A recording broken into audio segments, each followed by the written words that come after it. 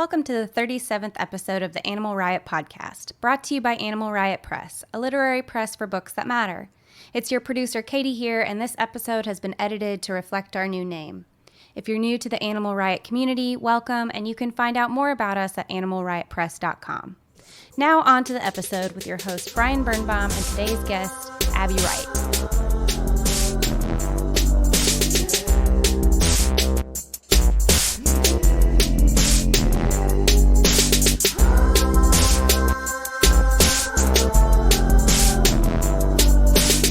I'm your host, Brian Birnbaum. I'm here today with Abbe Wright, who's the senior editor of Read It Forward, which we'll talk about in a minute. But Read It Forward, I love this. Read It Forward is a publisher-agnostic book vertical that helps readers discover exciting new books and classic reads, which is a clusterfuck of like millennial buzzwords or like, you know, that's, yeah, I love that.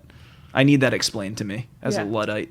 Like, you know, prior to her position at Read It Forward, Abbe was a contributing editor at Glamour, where she helmed the magazine's 2015 College Women of the Year competition, and an assistant editor at O, which we all know is the Oprah Magazine.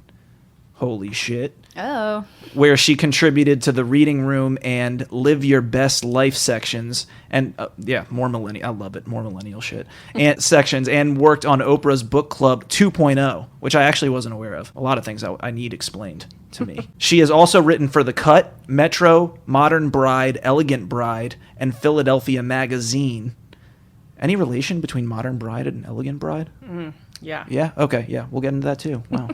She earned a BA in English from Denison University in Granville, Ohio. Yep. Yeah, okay. She was raised outside Philadelphia and lives in Brooklyn, New York. And traveled all the way up here. Yes, on the one, as A$AP Rocky would say. Anything is better than that one train. I love the one train. Anyway. Today's brand of fuckery is brought to you by Abbe getting Emerald City on Oprah's book list, which will never happen. But I'm throwing it out there for all our listeners. Okay, yeah. Hi, Abbe. Hi, I'm so glad to be here. Yeah, we're really glad that you're here, and we're really glad that we have found a rapport so quickly. Totally, and in fact, I'm going to bring you everywhere to just read that bio, because you did it really well and dramatically. Really? Yeah. I felt like I fucked it up in a way that I really enjoyed. Yeah, but I'm going to cut out those pieces that you stuttered over, so Okay. it'll be fine. It'll be But elegant. not the little no commentary. Color I hope. commentary. No, we'll Yeah, keep that's those. Leave crucial. that Yeah, thank you. Thank you. I'm like fucking Bob Costas over here. The 97 finals. Okay, anyway, that's just too esoteric. Let's start with Read It Forward, especially the publisher agnostic book vertical. Holy shit. Yeah, so What does that mean? basically, I like to think of Read It Forward as helping people find their next great read. Yeah. So we are owned by Penguin Random House. Uh-huh. And The evil empire. the largest book publishing company around. Is Pantheon under them? Yeah. Okay, so They're in Sergio's book was I couldn't make it 5 minutes. Yeah. It's a running joke that I bring up Sergio de la Pava. Like I really hope. Within the first 30 seconds. Yeah. Yeah. We'll murder them one day. Okay. I mean, it's leading there the way I'm sounding. But yeah, his book Lost Empress was published with Pantheon. Yes. Yeah. So that's I one of got love for them. Don't worry. So yeah, I get to help people find great books through editorial content, through social, we have a YouTube channel, and I have a podcast. A booktube? A booktube. Actually, the Washington Post just called us one of 10 booktubes to watch. Oh, Ooh. okay. I Well, know. we'll be- So Oh my goodness. catch my face on YouTube. Our producer's eyes are lighting up right now. Now Yep. I'm just looking it up. Now I want to see. I got deep into a booktube hole there for a minute, just when you're researching publicity. Yeah. And it's a It's a lot. vortex. I didn't even know it existed until I started doing publicity. Oh yeah. Yeah. It's a real thing. Yeah. Yeah. It's crazy. And Katie wants to turn me into a booktuber. Yep, that's true. You'd Yeah. be really good at You it. could add some needed color. I wanna- actually. Yeah? Yeah. You think so? I think okay, so. yeah, because like I would definitely be that person just like lighting a cigarette and just being like, This is I what don't I'm like some reading, guys. rakish shit like that, you know? Yeah. So publisher agnostic, I get. That means we're non-biased. Yes. Yes, Exactly. we're any books from any publisher. So that Right. used to be true. Okay. That used to be true. I mean, this is interesting. So Read It Forward, when we were sort of in our nascency and starting out, we really just wanted to build a community of readers. And we did. We covered books from all across publishing. Now, because I work now in corporate marketing for Penguin Random House, we really just focus on PRH books. Yep, but there it is. luckily, we have so many great ones to choose from that, we have tons of cookbooks and fiction and nonfiction. And so it never feels like, oh gosh, I really wish I could cover this amazing thing, because we do publish a lot of amazing things. Yeah. And it actually makes my life a lot easier. I used to get tons of packages from HarperCollins and Simon & Schuster. And so it cuts down on my mail for sure. But sometimes that can be good to just have a finer focus. And actually, what I've found is that people outside the publishing world don't know Who their publishes publisher what. is. No. Exactly. So the reader of Read It Forward really wants to know, what are 10 books that remind me of a man called Ova? Or what's some memoir that's going to make me cry? So we really organize lists around things that people are searching for. I'm going to do a list of audiobooks to listen to when you can't get to your therapist. So really, What's the on that average list? person, I haven't figured it out yet. But Well, Grapes of Wrath has to be on that, because what's that movie where they're listening to it? This girl and her mom. We saw it together. I have no idea. And then she falls Right. out of the car. Yeah, right in the beginning. Yes. Yes, with Sarah Reese Ronan. Yes. Little bird, baby bird, lady Lady bird. bird. There we go. Ladybird. I There knew we go, we something got bird. it. Lady Bird. Yes. And on the days, Fitzgerald said the sign of intelligence is holding two contradicting ideas, in your head. And on the days that I feel like feeling like a genius, I can love and hate the big houses at the same time. Yep. You know what I mean? Exactly. And I do totally respect the idea that Penguin's yeah, dude, we got to do this. This is us. You Totally. know? Exactly. Yeah. Are they the I biggest? respect it too. They are the biggest. When they merged. Yeah. Penguin and Random House. When they merged 6 years ago, they became the biggest. Yeah. And I just had a profile come out in Atticus today. Awesome. Congrats. Trashing the Big Five. But that's the thing. In that same profile, I congratulate Sergio for getting published at Pantheon. Yeah. It's because his publisher's a badass. This dude Tim, he's legit. Totally. And so the world is full of contradictions. It's the way it is. Exactly. And I think the more relationships we make across the words, it just helps people find awesome stuff to read. Yeah. Which is and what if everyone's about. someone offered me a 6-figure deal at Pantheon, You'd I'd take take it, it. Yeah. Yeah. And then I come back to be like, what you got for me? Nothing. There you go. I built your career. Yeah, So half that money's That mine. might work. That would work. Yeah. That would work on me. Yeah. But yeah, that's awesome. I really like that idea. So the BookTube is separate from the podcast, or is it all it's separate from the podcast. On YouTube, we do 6 recommendations called 6 Picks, and that's 6 great books to give your mom. We did in May, and then we also have authors who come into the office all the time, and they tell us what they're reading. Oh. Yeah. So you just do a quick video Oh of my God, I'm what are looking you that reading? up right yeah. now. So Yeah, I got it pulled up. 6 books to give your mom. That was one of the BookTubes. I think so. Yeah. 6 books for moms, maybe. Is it a Read It Forward? Yeah. BookTube. Yeah. Read It Forward on YouTube. I want the 6 books to give my mom. Oh, okay.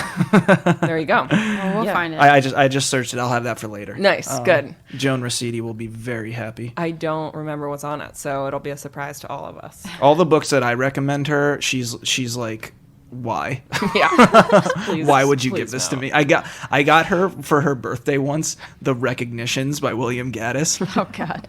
And I don't know if you know Didn't about go this over book. well? No, she's No. like this is my eyes are falling literally I can't get the first 2 pages are just the density is just a naked singularity, basically a massive black hole. Yeah. Yeah. No, we've got some lighthearted fiction for moms, so. That's good. Perfect. Yeah. Perfect. Yeah. I barely made her proud with my novel. Yeah, so I have this dream job. I get to read books and tell people about them, and it's kind of awesome. Yeah, I'm jealous. Yeah, it's really fun. And I get to interview authors. That's actually my most favorite part of my job is talking to authors about their books. And asking them what they're reading and what they hope readers take away from reading their book, which is always so interesting. I mean, some people are so humble. They're like, I don't care. Like, just please, read it. I'm so touched that you even picked it up. Yeah. And others, have like the most poignant responses. And so it's really, really fun to get to, talk books with people I'm obsessed with. So do you want to share the story real quick that you shared with us before we got on the air? Yeah. About so one that sent you into I was like sobbing, cataract of tears. I interviewed Isabel Allende this week, and she's got a new book coming in January called The Long Petal of the Sea. And the book is incredible and actually looks at the Spanish Civil War in the late 30s and all of these refugees that had to leave Spain. And so there's a lot of comparison to today. So I was asking her about, how did you feel when you won the Presidential Medal of Freedom in 2014, and how did it feel when President Obama put it around your neck? And she's like, well, actually, to answer that, I have to go back to 1992 when I was first becoming a citizen. And usually it's this huge celebration with thousands of people, but my daughter was dying at the time, and her daughter died at 29 of like a brain infection. Oh, God. Really, really sad. And she's like, the judge gave me my citizenship privately in his chambers and said, do good things. And, when I won this medal, which is the highest honor that a citizen could ever win in this country, I wrote to him, and he's now long retired, and I wrote like, you'll never believe I did good things. And he wrote me back and said, oh, I've been following your career. Like, you make this country so proud. And I know, I was just like weeping. Tears were really just like falling noiselessly down my cheeks. And she was unfazed by my tears. It's like, she's like, yeah, I know. I'm telling you an amazing story. But I'm pretty cool. Yeah, she was like, I'm not even going to touch on President Obama. I'm going to touch on this judge that changed my life. And it was really, really cool. Well, I'm not going to lie. Yeah, no, that's such a great moment, and I'm going to completely ruin it, because if someone had asked me how did it feel when Obama put that around my neck, I would have been like, I'm glad it wasn't Trump. Yeah, totally. I would have probably said the same thing. Some low blow shit. But yeah, that's an amazing story. I wish I could have experienced that vicariously as well. Yeah, you'll be able to listen to it on my podcast in November. When's it? Oh, November? Yeah. Okay. So our next season starts October 14th. This will trickle out in November, and then her book's coming in January. So I want to talk about how you got this job, but like, let's backtrack, because as we mentioned, holy shit, you worked at the Oprah. I worked at the Oprah Magazine. And also I want to hear about Book Club 2.0, because I'm actually not familiar with that. I know about the book club, but I never heard of this. Basically, in college, I went to a tiny college in Ohio, in Granville, as you so beautifully pronounced, Denison University, and I was like, I'm going to get into magazines. Do people usually say like Grainville or something? What are they like? No, but is it just my dulcet tones? Yeah, okay, yeah, beautiful. Nice. That's why I'm hosting this bitch. Right. And I'm like, I'm going to get into magazines. I'm going to be the editor-in-chief of Vogue one day. So I interned at Teen Vogue. I interned at Philadelphia Magazine. And then my first job out of college was at Modern Bride and Elegant Bride, which were two different magazines, but they were helmed by the same editor-in-chief. And I was her assistant. Elegant Bride was for the bride that had a lot of dough to spend. Okay. Ooh. Modern Bride, there were some articles about how to make your flowers from the supermarket. Okay. So it was really spread the gamut. And we got a lot of weddings we're coming up to, so we might need to point those folks that way. Totally. We're gonna have to subscribe. Well, unfortunately, both of them folded. Oh, really? 2009, that fateful day when like Gourmet closed, all those magazines folded that one day. Wait, why that one day? I don't know about this. Yeah. Oh, it was a real bloodbath in old magazine land. Was this related to the financial crisis at all? Yes. It was. Okay. Yeah. So financial crisis 2008, and this is now the trickle to October 2009. Yeah. Yeah, we were brought into this office, and Condé Nast closed, I think, 4 different magazines that day. Oh. Maybe 5. Yeah, and so we were told like, all right, you got 72 hours, you got to be out of this office, and then you get back to your desk and you're like, oh, this to-do list I was about to do. I don't have to do any of this anymore. Like, it's so crazy. That's some Lehman Brothers shit. Wild. Like, get the fuck out. Yeah. So why is it just they were hemorrhaging money, and so it was like stop the gap? Condé Nast had 3 different bridal magazines. So they had Brides, Modern Bride, and Elegant Bride. And literally, I worked there. I could barely tell you the difference between them. And so they're like, let's just stick with Brides, which is the most basic name ever, and that'll be our one bridal magazine. And so that still exists now. Oh, wow. But they were like, we got to cut the fat. And so these modern and elegant brides, they gotta go. They gotta go. So they just booted you guys. Fuck the adjectives. Totally. So that day, that was like 9 in the morning, October 9th. Okay. And I got a call at like 11 from the woman who did PR for the magazine. And she was like, you're an amazing assistant. My best friend needs an assistant. Send me a resume. So her best friend turned out to be the creative director at the Oprah Magazine, Adam Glassman. And so he's sort of the head of fashion and style at Oprah, which I thought I wanted to go into. And so I was his assistant for a year and a half, and pretty soon realized, like, I'm not really like a fashion person. I don't really wear heels. You know, it was sort of like I was trying to fit my foot into a shoe that just didn't fit. And I don't know, you got a pretty stylish shirt on compared to us. I'm glad you brought that up. I was going to say, you got a little... I also have Birkenstocks on, though, so it's a little high-low. This is as fancy but that's as like that's some sartorial thought that, like, you know... Yeah. I kind of just go into my closet and just grab... pick out the first thing my mom bought for me when I'm still 31 years old. That's true. But yeah, so, okay, I'll do it as a hobby, but, like, when you're in it, you really have to, like, be in it. So I said to the editor-in-chief, like, I believe in this magazine. I love it so much. I love the message, but I miss writing, and I want to write for this magazine. And she was like, well, there's a spot open in books. And so I transitioned over to the books department, and that was amazing. I mean, that really changed the trajectory of my life. I'd always been a huge book nerd. I was an English lit major in college. And the first book party I went to, like, after having gone to fashion parties, I was like, these are my people. Yeah. Okay. All right. This makes way more sense. Yeah. Yeah. So that was sort of like this major exhale. Yeah. I was going to ask, like, how are you feeling, like, up to that point?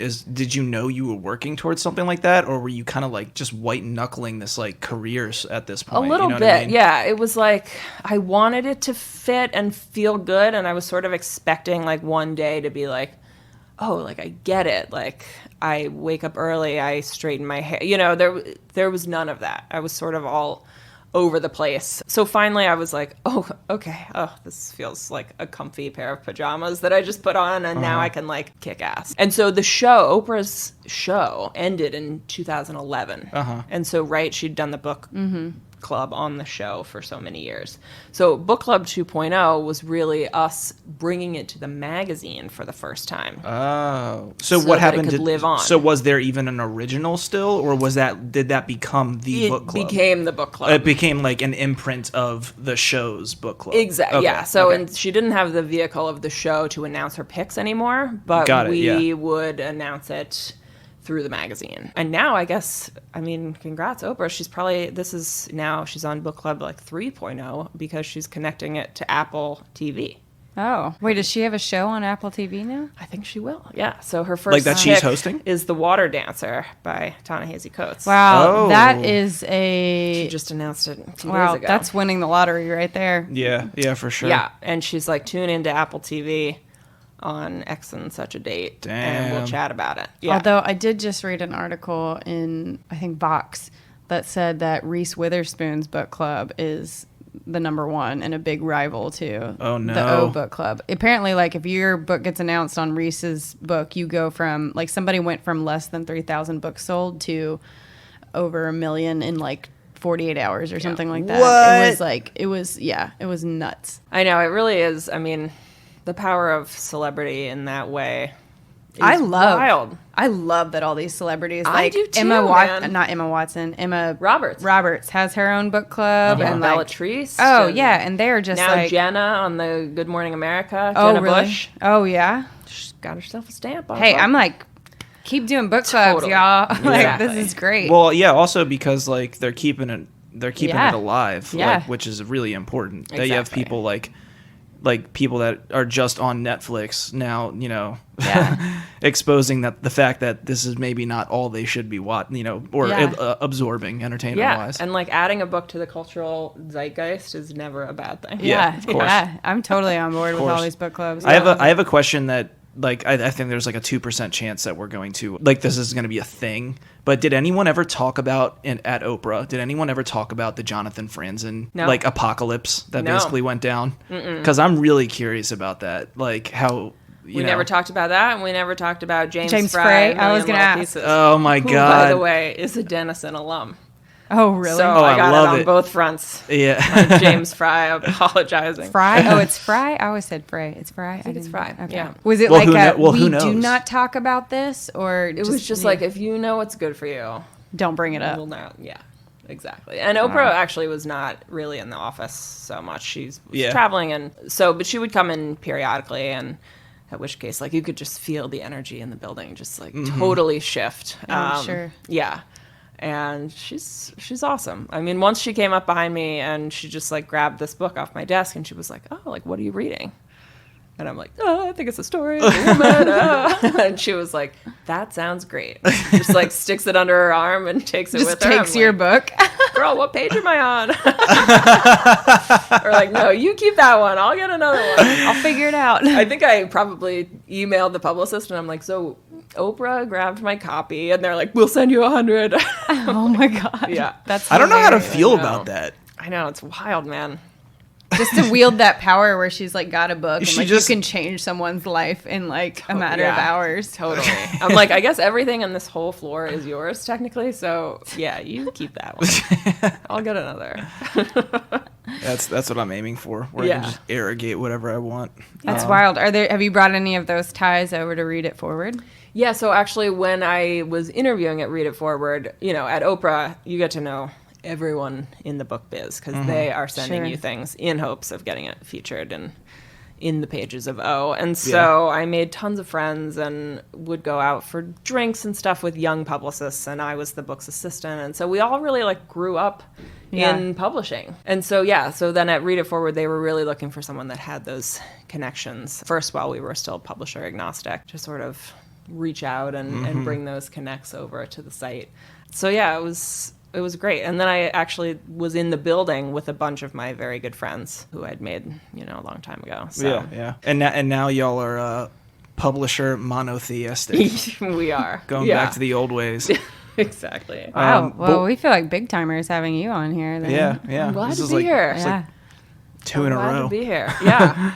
So you worked at Oprah. Yep. And then you made the transition to Read It Forward? I had to stop at Glamour in the middle. Oh, okay. That's So right. I was do I love books or do I love magazines? Sort of after 5 or 6 years at O. Well, you were doing you were kind of doing both at that Exactly. point. Yeah. And so I wanted to see where should my career take me. I see. And so I went to Glamour and worked there for a year doing their top 10 college women competition, which, if you don't know, and you probably don't. I don't. It started in the early 60s, and it was very much shiniest hair, Becky's got the best outfits for the football game. I love it. And actually, Martha Stewart was a winner from Barnard in the early 60s. Wow. And has this bouffant hairdo. And, I love it. the striped Letterman sweater and ice cream cone haircut. Exactly. It has now, some 60 years later, been transformed into the most high-achieving young women in college. So I got less about appearance and more about depth. Totally. And so these #feminism. women are exactly, they're curing cancer, they're going to class, which I barely ever managed to do. They are starting nonprofits, they are writing, plays starring queer characters. And so I got to profile these women and write about them in the magazine and then arrange all of the logistics for their photo shoot. And then they came to New York for the big awards ceremony and I arranged a celebrity panel. And so I was their den mother and the editor. And it was really, really fun. It was great. And I'm still in touch with actually a bunch of them. But you decided after that year, like, no, it's really books that I love. Yeah, I really, really missed books. Yeah. And it was sort of like I wanted to move to digital. You know, at a magazine, at a print magazine, they were like, oh, we didn't sell the ad on the facing page, and so we need you to cut 50 words. And so I was interested in moving to the web where a word count is less of a big deal. Yeah, I saw this opportunity. Someone sent it to me, actually. I'm in a Google group called Lit Babes. And Maris Kreitzman sent the job posting to me and was like, I think this was actually made for you. So I owe the job all to Maris. For Read It Forward? For Read It Forward, yeah. Oh. So that was in May or June of 15. And I started in July of 15, and I've been there ever since. I was about to say, for our listeners, it probably sounds like you just walked into jobs, you know? I know, I'm like, and then I moved to Oprah. Yeah. No, I did interview at all these places. Yeah, yeah. I do a good interview. Yeah, I so fool them you into... earned them, too. It wasn't just like, you. you know. What's the interview secret? Asking just for a friend. like, oh, fake it till you make it. I mean, I just go in there like, Birkenstocks. I think just like being bloated with confidence. Yeah. Even if you don't necessarily feel it, it's just like you exude it. And then their head will be spinning by the time they figure out that you don't quite know what you're doing, but you're going to figure it out. Yeah, yeah. I mean, I got right. the job at Read It Forward, and I had never worked on web. I didn't know anything about WordPress. You know, I would ask the dumbest things in meetings. They would be like, oh, you know, the SEO. And I'm like, now what is SEO? And someone was like, Google it. And the first thing that comes up, that's SEO. Yeah. And so, yeah, That's I really super meta. learned on the job. That's super meta. I yeah. love that. Google SEO. Hall of mirrors right there. Yeah. But they knew that I had good taste in books. Yeah. And that I could talk to a brick wall and talk to, you know, our reader. And they hired me to really like re-envision the site and redesign it, you know, along with our developers and stuff. But yeah, I got to sort of revamp the voice and the feel and style of the site. So it definitely feels very much like my baby now. And yet your personal site is under construction by a freelancer. Yes. So yeah, what's that Yes, about? I know. I'm trying to make my personal site the coolest thing you've ever seen. Okay. You don't trust yourself to do that? No, I don't. And yet you were doing this for like big time organizations. Yes, you're spoiling my secrets here. No, the hardest So you part is plagiarized. like No, I I'm just have all of kidding. these articles that look good only on page. Like when they get translated to, you know, Oprah.com or something, they look not as impressive. And the art's missing, and you know, so I want to be able to see them in the way they first appeared. And so, and then I want to be able to zoom in so you can actually read the words. But if you're listening to this other Brian Faravag who's working on my website, then now consider this. Time to go and keep working on it. Yeah. Because this Brian is calling us out now. Yeah, from one Brian to another. Exactly. Get What's- it together. So if people are just checking out, say, the podcast for the first time, what's the episode you would direct them to? Oh my gosh. / maybe your favorite one? Like, Yeah, well, I interviewed Amber Tamblyn, the Okay, actress, and she's also an activist, and she is cool. Sisterhood of the Traveling Pants, one of my favorite movies, but she's really cool, and she talks all about like the Time's Up movement in Hollywood, which she was a big part of starting, and then really owns, you know, she's married to David Cross, the actor, and he had like Oh, I didn't know flub. that. I know That's that. hilarious. I know that name, David Cross. Tobias. Tobias. Arrested Development. Oh. Yeah, they're married. Holy shit. Yeah. Tobias? Totally. You just don't picture David Cross being married to anyone. do No, you? it's hard. I know. It's hard. Tobias? Like, Totally. come on, dude. Yeah. So he put his foot in it with something he said in the media and got like Oh, really? a little bit times up. And she talks about how it was like so interesting to watch her husband sort of trip and fall. And so it's really an interesting sort of from the perspective of a woman in Hollywood. Yeah, I want to check that out. Yeah. I That wanna is know- really yeah. interesting because Yeah. it forces her to look at like the like kind of like the provenance of like, you know, what happens here. Like, so, Totally. you know, which I think is like super important. Yeah. Like, you know, I think it's so important to like these people that we demonize. It's like, well, why is it happening? Yeah. You know, because that's how you stop it, right? Yeah, she is very cool in person and like knows her stuff. You know, sometimes you don't know if an actress is like just printing this manifesto without, but she is totally real. Do you know what episode that is? I don't, but it's named Amber Tamblyn. Okay, so we'll check it out. We'll have to listen to this. Yeah, and then another great one. I interviewed Delia Owens, who wrote like the year's biggest book, Where the Crawdads Sing. Yeah. And she's so cute. She's like this tiny old lady. And I talked about, you know, because she's actually an amazing biologist and studied like elephants in Africa. And so has written 2 or maybe 3 books on elephants and like the African landscape. And I asked her about what was it like going from nonfiction to fiction. And she's like this Southern lady. And so she's like, well, you know, picture riding horses. And here's with the idioms are coming. nonfiction, Yeah. exactly. You're in a corral, you're fenced in. But with fiction, like the fences are broken and the horse is galloping That's through great. it. And I'm like, I love this. That's great. Yeah. That's pretty much it. Yeah. She's the one that That's it. Vox article mentioned skyrocketing from Reese's book club. So Oh. because it had sold like nothing. Full circle. Until Reese Witherspoon picked it out for the book club. And then it just like, now it's on every list ever. Everyone's talking about that book. Yeah. And it's quite good, I have to say. Your mom might like it, actually. There we go. Full circle. And I mean, Where the Crawdads Sing. That's a Katie Rainey novel right there. Yeah, that's a me title. Yeah. I do need to read it. I've been meaning to read it. It's on Are my you list. Southern a little bit? Arkansas. Okay. Yeah. All right. A little bit. A little bit. Yeah. Comes out. Yeah. She was a little girl hunting for crawdads Yep. Yeah. I was just writing about in that the days other of day. yore. Yeah. It's very good and very captivating. So yeah, definitely give it a read. But her interview was awesome. And then coming in the next season, Neil Patrick Harris. We saw that photo. Yeah. Yes. Yeah. So he's hilarious. Yeah, I and love that He dude. wrote these books for kids all about magic and like being yourself. And I read all 3 of them in one weekend, and they're real feel-good stories. Yeah. Yeah. How did that happen? Did you reach out to them or they reach out to you? They reached out to me, actually. Oh, fancy. I know. And it turns out a dear friend of mine was actually his nanny for a long time. Oh, okay. So I'm like, oh, you'll never guess who I'm interviewing. So that was a fun. I brought that up at the very end. I'm like, oh, and guess who I know? You're going to see a boost in listenership after that episode drops. Yeah, that's I know, serious. I know. Yeah, but he was very kind. Yeah. And sweet. Yeah. So it's nice to be face to face with authors, and they've told me they're like, wow, the eye contact is really something. I felt very on display. Oh. Yeah. Do people not normally make eye contact with them? Someone I interviewed the other day, her eyes were everywhere else other than how funny. But other people, they're Writers- like, yeah, we're having a conversation. Yeah. Yeah. Yeah. Writers are fucking weird. Yeah, totally. We're all fucking really weird. You Yeah. know? What It's about like, your writing? So I write mostly nonfiction, memoir, personal essay genre.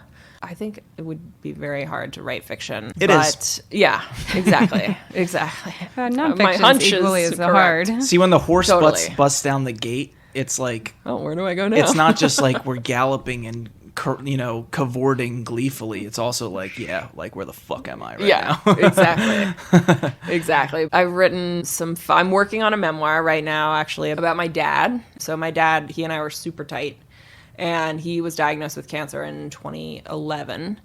And so I knew, we had this sort of end point. And I was really fascinated with what makes us the people we become. What do we get from our parents that turn us into these people?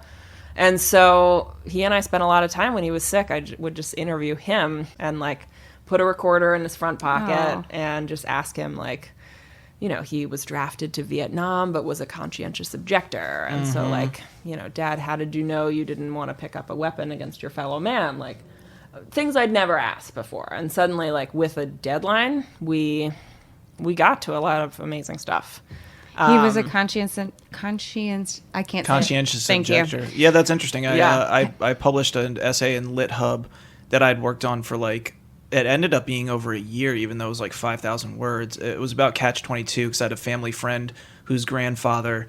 There's a lot of evidence that he was the main inspiration for Yossarian. Whoa. Yeah. Cool. Yeah, it was really fun to work on. And it took a while to get published, but because I think there was an element of like, is this fucking real? Like, Right. are we going to like get a libel suit or something? Like, not libel, but like a more like, Yeah, you know, like- whatever. Like, So did your father get out of getting sent to Vietnam? He did. Yeah, he worked his ass off and finally went into the Army as a medic.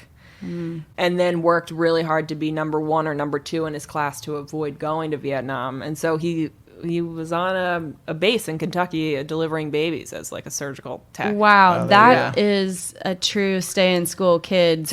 It'll get you out of war. Right. Yeah, exactly. But other than, he never finished college. So it was really, he was so like self-taught. He was so curious. Like at dinner, we would be talking about something, the 4 of us, and he'd be like, go grab the World Book. Let's look that up. Book. an autodidact. cute. Yeah. What did he end up doing? Like for a living? He ended up, so he took that surgical tech knowledge and then he was in sales for surgical devices. So he'd go into surgery and not touch the patient, but he'd say, hey, doc, you're going to want to use our spinal fracture plate or, skull fracture plate right here.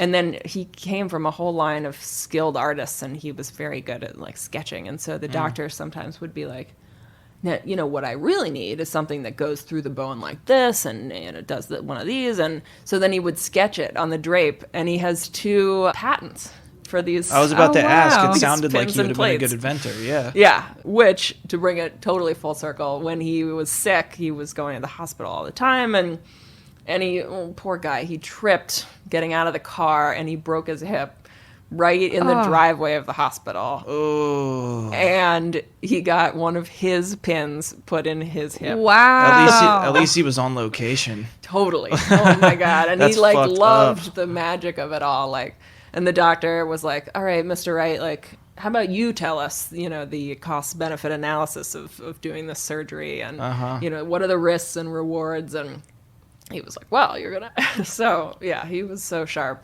That's hilarious. How into the memoir are you? I've got like chunks. So basically it's, I'm writing about his stories, like in his voice that he told me.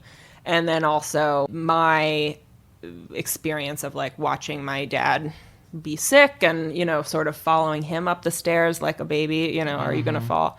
So there's a little bit of that. And then also I'm realizing now, like after he died in 2015, so I'm a little bit further out now, which I think is like the perspective finally, is that his death actually caused me to get sober. And so I feel very grateful about that. And so I think like my sobriety is going to be in there. So it keeps getting bigger, but I think in a really amazing way. And you don't have to answer this, but do you wish that you had done it before he passed? Yeah, I do. Did he knew that you wanted to, or like, something like that? So I'll tell you this story. I found a journal of his. So I'm like so sad. It's the Christmas after the October that he died. And it's in between like Christmas and New Year's. And I'm just like in my parents' house, like sitting in his office, which just feels like him, and like going through his like desk, which was like, like your dad's desk is so mystical and like what secrets are hidden in there. Mm-hmm. And so I'm just like going through things, and I find this like 1970s composition notebook, and I open it up. The first page that falls open that I open it to is his handwriting, and it's his New Year's resolutions for 1979 into 80. Mm-hmm. And so he's 31 when he's writing it. I'm 31 when I'm reading it. Uh-huh. And he goes, treat myself better mentally, physically, spiritually. And then he highlights no booze, no drugs. And I'm like, oh shit. I think you're telling me something here, Dad. Yeah. Did he have issues with it himself? I never knew him to ever struggle with it. So like he was a huge guy, like very big in stature. And so I never saw him drunk. But reading this notebook, it was like, he'd be like, today's the day. Like, I'm so far behind at work. Like, my boss knows that I'm like 2 weeks behind on paperwork. I got to quit smoking dope and drinking beers. And like, today's the day. And then 9 p.m. the same day, he'd be like, whoops, had 2 joints and 6 beers. And I'm like, fuck, like this is my thought process in his handwriting like 30 years ago. Yeah. So it made me sort of look in the mirror and be like, what are you engaging in that, like, you could be treating yourself better mentally, physically, spiritually? Yeah. And so I really feel like he, like, took my hand and, like, just led me there. And, you know, it took a while for me to get there. That was in 2015 to 16. So I dabbled in sobriety and then went out. And then, you know, by 17, it was pretty clear, like, well, this is what I need to do. You had done enough research, as they say. I had done enough research, exactly. So it's the best decision I've ever made. And I wish he could see that. Yeah. Like, I wish, but I feel like he knows, you know? Yeah. So, yeah, I feel like I had this wild dream. I haven't told really anyone about this, but I had a dream where, you know, we were in some party and my brother and I was like, oh, Jeff, it's time to, like, go into this room where the coats are at this party and, like, talk to Dad, even though in the dream he was already dead. So I'm, like, lying on this bed, like, on top of all the coats, and my dad's, like, sitting in this armchair, and I'm like, Dad, I just celebrated 3 years sober. And at the time of the dream, I had just celebrated 2 years sober. And I'm like, yeah, I just celebrated 3 years. And he's like, I know. And I love that you use the word celebrate. So it was almost like looking forward into the future. Like, this is a path you stay on. He knows. He's totally psyched. We're celebrating this. Like, it's not a life sentence here. Yeah. It's actually just like the total badass way to be. I'm excited about this memoir. Thank you. Yeah, he and I had sailing in common. And so sort of the tie through all of the things is, like, I was sort of like, did I get sailing, like, as a gene? Like, is that a gene you can get? Like, a love of the wind and everything that he loved. And so my working title is Adjust Your Sails. Like, you know, we can't change the wind, and, like, losing your dad to cancer is shitty wind, but you have to adjust your sails. What I read on the day that I talked about going to rehab and stuff like that on this podcast, I read about a character whose dad said the same thing to him. No like, way. You can't change the fucking wind. Like, you know, you just, that's crazy. Totally. Well, and I got that on a fortune cookie, some Chinese food when he was sick. So, yeah, it's a good mantra, I think. Yeah, it is. I really like that. Yeah. Well, so since you're so affiliated with Penguin Random House, when you get it finished, are you gonna go be like, hey guys? I hope so. I have an agent, Victoria Sanders, who's awesome, and What agency? Victoria Sanders and Associates. Cool. She's very cool and hilarious, and I love her. And she's totally been, like, so patient. She was like, oh, you know, whenever you're ready. So, yeah, but I will be like, in order to promote my own book, could we maybe sell it to Penguin Random House? Yeah, that would be a bummer if you were doing this podcast that you could not promote your own book because it wasn't through them anyway. That would be. But then again, interviewing yourself is going to be kind of difficult. That could be a really funny episode, though. So, Abby. Hey. Yeah. But I also write, like, fun personal essays just about, like, being a 30-something-year-old woman in New York and dating and all sorts of weird experiences that I've had that, of course, you know, you collect. And yeah, you were talking about one. Is it time? Or yeah, I think 45 minutes in. Do you want to read it? Time? Yeah. Let's do it. All right. Let's do it. Yeah. Okay. Let me pull it up here. I'm excited to hear this. Just for context, we were talking about this essay before we started. Yeah, we got a jacket copy for this one. Yeah. Yeah, so this is a piece I wrote for The Cut, New York Mag, and the title is called I Wanted to Break Up, Then He Got a Tattoo of My Name. It's a pretty accurate on-the-nose title. Yeah. I have a surprise for you, said my boyfriend, taking my hand and sitting me on his bed. Oh, goody, a gift, I thought. But instead of handing me a present, he lifted the bottom of his t-shirt and pulled it up to reveal a white bandage. I felt my heart begin to beat wildly against my ribcage. Oh, God, no. Grinning, he peeled back the tape on the bandage to reveal jet black curly-Q script spelling out my name, Abby, inked into his skin forever. The tattoo was located at the bottom of his abdomen, at the, quote, man muscle, that crest of definition leading from a man's hips down into his jeans. This wasn't his first tattoo. Others included a symbol of a favorite band on the back of his broad neck, and the Fighting Irish symbol crudely drawn on the back of his leg. He looked at me expectantly, and though I felt like screaming, I told him I loved it and lightly ran my fingers over the raised flesh. Later, I watched the tattoo rise and fall with his breath. I tried to be proud of it, to think of myself as the kind of woman who was so irresistible that men wanted permanent proof they had known and loved me. But I didn't feel that way. It felt like a noose.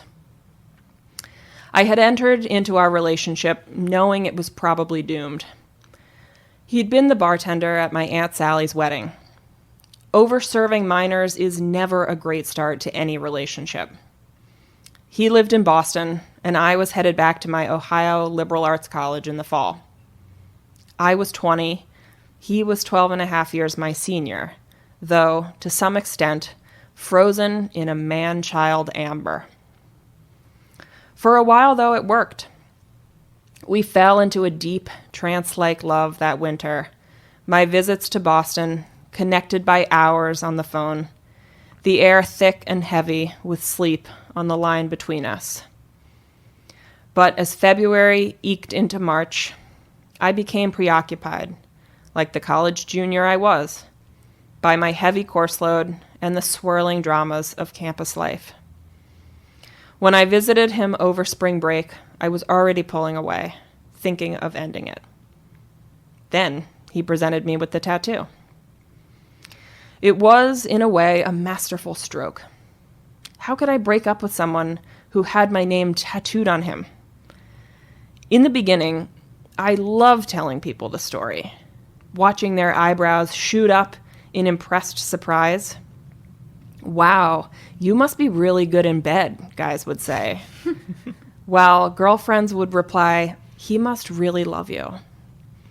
I'd nod in implicit agreement, as if to say, "I am," and he does. I enjoyed the feeling so much that I let it take over. Rather than break up, as the fall of my senior year began, I simply started dating someone else at college and found myself carrying on 2 different relationships in 2 different parts of the country. Throughout that year, I tried unsuccessfully to split from the man who had my name inked into his skin. If we were together, our screaming matches would devolve into sex, the tattoo a real physical presence.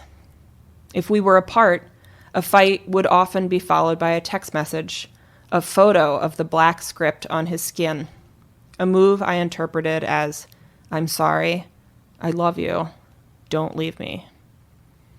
So I didn't. The tattoo laughed at me, taunting me with its permanence. I'd long known our coupledom didn't have staying power, but the ink of my name on his body, that was forever. After graduation, my job search took off, and there he was, still working the same shifts at the same bar. I was looking for bigger things, and I'd started to realize he and his tattoo didn't really fit into the version of the life I saw for myself. Our relationship was like the last vestige of collegiate rebellion I was hanging on to, something from an earlier version of myself. In the same way, I now knew that yelling at him to get a career wouldn't suddenly implant ambition in him. I'd also started to understand that the tattoo was his problem, not mine. I wasn't beholden to that choice he'd made. It also wasn't doing me any favors. When I finally broke up with him 2.5 years after he'd presented me with the tattoo, 3 years after I'd started thinking we should end it, I looked him square in the eye, told him the truth, and walked away. I felt lighter, as if the thin, black, curlicue script had finally released me from its hold. I do still think about the tattoo, though. My ex and I met for dinner last year, after 5 years of not speaking. Emboldened by a glass of wine, or 4, I asked if he'd had it covered up or removed. "Nope," he said, lifting his shirt and showing me the familiar curves of my name on his hip. Why would I remove it? You were a huge part of my life. He seemed content with the everlasting reminder of our love marked on his body.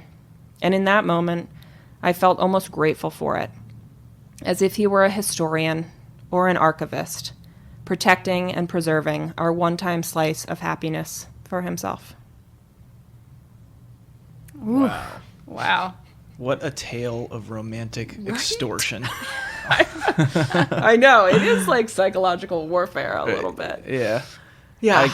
It's crazy how that, like, you know, maybe not that soul thing, but like that definitely helped you stay in a relationship you didn't want to be in for another 2.5 years. It truly did. And I think a lot of people can relate to that. Like, you know, like no one is in a relationship that goes like, oh, they realize, oh, I want to break up with this person, and then goes to their house. Like, you know what I mean? Like, but then they get a tattoo on there. Exactly. I knew someone that was staying together because of the rent. Like, they lived together, and they were like, I can't pay for an apartment on my own. Oh, God. Yeah. Oh, the humanity. It's real. Oh, I the know. humanity. All right. Well, it's getting close. Is there anything else you want to? Yeah. There's anything else you want to bring up? No, I mean, I'm so honored to be here. This is so great. Thank you for being on. This has been great. Yeah. This has been so great. I now, my Eagles, my Philadelphia Eagles are playing on Thursday Night Football. So shit. That's where I'm headed. We got. Okay. Are you going to a gathering of Eagles fans, or No. are you just going home? I scream at the TV, so love it's it. better to be alone. Yeah. Oh, we should have you over sometime to just watch football, and Katie can act like she like I've. Well, does this mean you're an It's Always Sunny fan then? Definitely. Okay. Oh, that's beautiful. beautiful. We're fucking, Yeah. we're doing Totally. it now. I'm Yeah. now a fan of the Eagles just because of that show. Exactly. Yes. I am know. a very, very rueful Redskins fan. I hate everything about that franchise, but I grew up Yeah. So what are you watching supposed them. to do? Yeah. I hate Daniel Snyder. I hate the fact that they haven't changed their name. Yeah. They suck. They They're do. the worst. I know. But it's really fun because if they lose, I'm happy.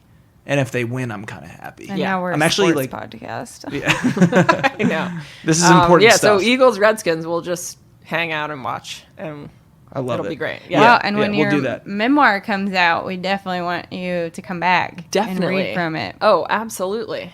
Absolutely. Cool. I'm so honored. Thank you guys. This has been so fun. Yeah, thank you. Wait, can we plug where can people find all of all the things? yeah. Again. Go check out readitforward.com. Follow us on Twitter and Instagram and Facebook, Read It Forward. Check us out, Read It Forward YouTube, and search Read It Forward wherever you get your podcasts. Cool. Yeah, and I'm just affiliated with all of that, so yeah.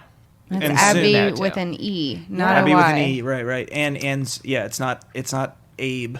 Yeah, although in college, the football players called me Abe the Babe. Oh, nice. I like that. That's not I'll a take bad that. nickname. Yeah, Yeah. I'll dig take that. that. That'll But get yeah. that'll get your name tattooed on someone's Exactly. Someone's, you know, Come on, guys. man part, manly part. Okay, that's it for today's episode. If you like what you heard, please subscribe and review on whichever platform you're listening. You can get in touch with us on Twitter, Facebook, and Instagram at Animal Riot Press or through our website, animalriotpress.com. This has been the 37th episode of the Animal Riot Podcast with your host, Brian Birnbaum, and featuring Abbe Wright. Transcripts for our deaf and hard of hearing animals are provided by Jonathan Kay. This episode was cut by our podcast assistant, Dylan Thomas, and we are produced by me, Katie Rainey. See you later, you filthy animals.